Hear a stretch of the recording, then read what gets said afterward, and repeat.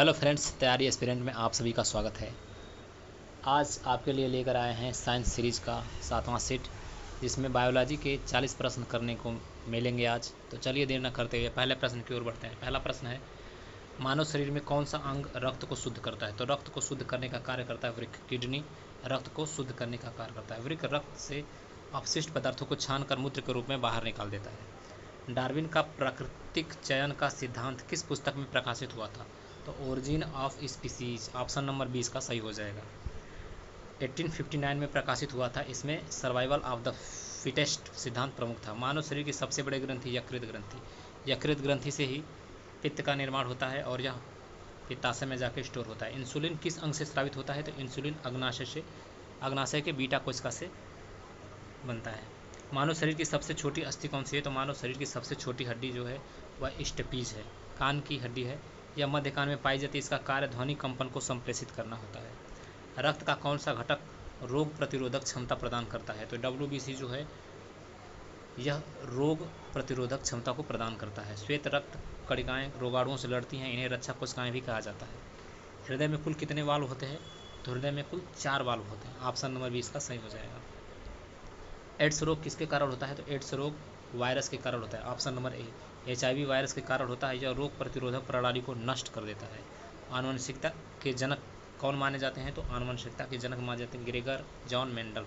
इन्होंने मटर के पौधों पर प्रयोग किया था। इन्होंने वंशागति के नियम को प्रतिपादित किए थे। थैली वाले जंतु किसे कहते हैं? थैली वाले जंतु मार्सुपियल, ऑप्शन नंबर 30 का सही हो जाएगा। जैसे कंगारू, कंगारू जो है वह थैली वाले जंतु के अंतर्गत आता है। कौन सा विटामिन रक्त का थक्का बनाने में मदद करता है? तो रक्त का थक्का बनाने में विटामिन के मदद करता है। अगर रक्त के अवयव की बात करें तो प्लेटलेट्स जो है रक्त का थक्का बनाने में मदद करता है, प्लेटलेट्स। DNA का पूरा नाम क्या है? तो deoxyribose nucleic acid, option number A इसका सही हो जाएगा। किस अंग का कार्य शरीर से नाइट्रोजन युक्त अपशिष्ट पदार्थ निकालना होता है? तो वृक्क का कार्य है ये, ऑप्शन नंबर डी। किडनी जो है यूरिया जैसे अपशिष्ट पदार्थों को छानकर मूत्र के द्वारा बाहर निकाल देता है। मानव शरीर में सबसे अधिक मात्रा में पाई जाने वाली धातु कौन सी है? तो कैल्शियम सबसे अधिक। यह हड्डियों और दांतों मुख्य रूप से पाया जाता है। यह मांसपेशियों और तंत्रिकाओं के कार्य में भी सहायक। बायोलॉजिकल क्लॉक किससे संबंधित है? तो इसका सही आंसर हो जाएगा जैव राइदम से, ऑप्शन नंबर डी इसका सही हो जाएगा। लार किस प्रकार का पाचन करती है? तो लार जो है वह कार्बोहाइड्रेट का पाचन करती है। थैलेसीमिया किस प्रकार की बीमारी है? तो थैलेसीमिया जो है वह रक्त से रिलेटेड बीमारी है। एड्रिनल ग्रंथि में कौन सा हार्मोन स्रावित होता है? एड्रिनल ग्रंथि से तो एड्रेनालिन ग्रंथि जो है हार्मोन स्रावित होता है। इसे इमरजेंसी हार्मोन भी कहा जाता है। न्यूरॉन का कार्य क्या होता है? तो न्यूरॉन का कार्य है संवेदी संदेशों का संचार। यह विद्युत संकेतों को एक स्थान से दूसरे स्थान तक ले जाती है। न्यूरॉन जो है वह शरीर की सबसे लंबी कोशिका होती है। मानव शरीर में कुल कितने क्रोमोसोम होते हैं? तो 46 क्रोमोसोम होते हैं। वाई क्रोमोसोम पुरुष को निर्धारित करता है। कौन सी कोशिकाएं शरीर में एंटीजन की पहचान कर उसके विरुद्ध एंटीबॉडी बनाती हैं? तो यह काम होता है बी लिम्फोसाइट्स का, ऑप्शन नंबर 20 का सही हो जाएगा। प्लाज्मा में मुख्य रूप से क्या पाया जाता है? तो प्लाज्मा में जल और घुलनशील पदार्थ पाए जाते हैं। रक्त में ऑक्सीजन को परिवहन करने वाला प्रोटीन कौन सा है? तो रक्त में ऑक्सीजन का परिवहन करने का काम करता है हीमोग्लोबिन, ऑप्शन नंबर 30 का सही हो जाएगा। शारीरिक वृद्धि के लिए कौन सा हार्मोन उत्तरदायी होता है? तो ग्रोथ हार्मोन उत्तरदायी होता है। किस रोग में शरीर की रोग प्रतिरोधक प्रणाली अपनी ही कोशिकाओं पर हमला करती है? तो ऑटो इम्यून रोग में, जैसे ल्यूपस, रोमेटाइड या आर्थराइट्स। इसमें शरीर की प्रतिरक्षा प्रणाली स्वस्थ ऊतकों को नुकसान पहुंचाती है। मानव शरीर में सबसे तेज पुनर्जनन अंग कौन सा है? तो यह है यकृत। यह शरीर का विषहरण प्रक्रिया का केंद्र है। टाइफाइड रोग किस जीवाणु के कारण होता है? तो टाइफाइड रोग जो है वह साल्मोनेला टाइफी जीवाणु के द्वारा होता है। इसका परीक्षण विडल टेस्ट द्वारा किया जाता है, टाइफाइड परीक्षण। मानव शरीर में कितने जोड़ी पसलियाँ होती हैं? तो 12 जोड़ी पसलियाँ होती हैं। कुल 24 पसलियाँ होती हैं। 12 जोड़ी, 7 सच्ची, 3 मिलीजुली और 2 तैरती पसलियाँ होती हैं। आगे आते हैं, कौन सा हार्मोन शरीर में कैल्शियम संतुलन को बनाए रखने में मदद करता है? तो पैराथार्मोन।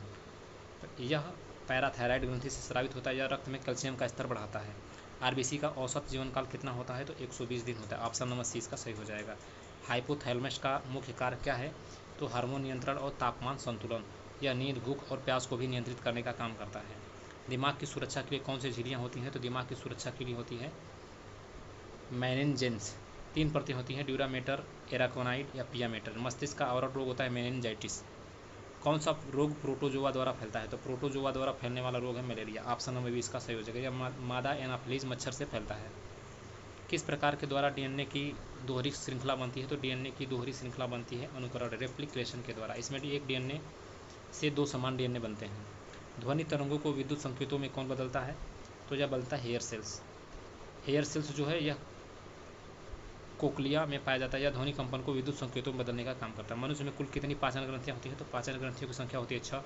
मुंह में लार ग्रंथि, यकृत, अग्नाशय, अमाशय, आंत और आंत ग्रंथियाँ, ये सभी एंजाइम स्रावित करते हैं। प्लाज्मा प्रोटीन फाइब्रिनोजन का कार्य क्या होता है? तो थक्का बनाने का काम करता है फाइब्रिनोजन।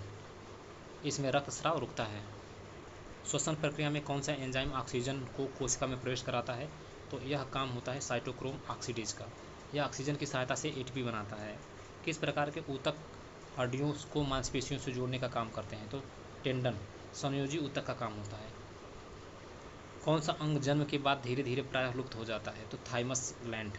यह प्रतिरक्षा कोशिकाओं की परिपक्वता स्थल है। युवावस्था के बाद इसका आकार कम होता जाता है। तो ये थे साइंस से रिलेटेड बायो से 40 प्रश्न। आपको वीडियो अच्छी लगे तो लाइक करें, कमेंट करें और चैनल को जरूर से जरूर सब्सक्राइब करें। धन्यवाद।